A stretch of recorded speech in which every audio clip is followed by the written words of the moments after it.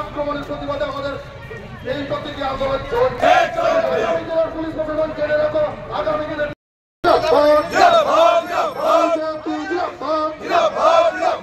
আজকে আমাদের এই প্রতিক্রিয়া আন্দোলন চলছে।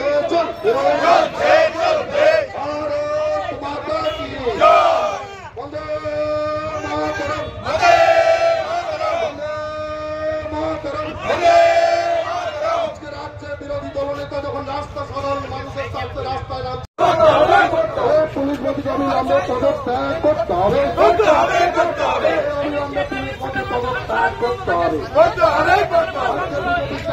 বিজেপিকে রোকা যায় না, যাবে না।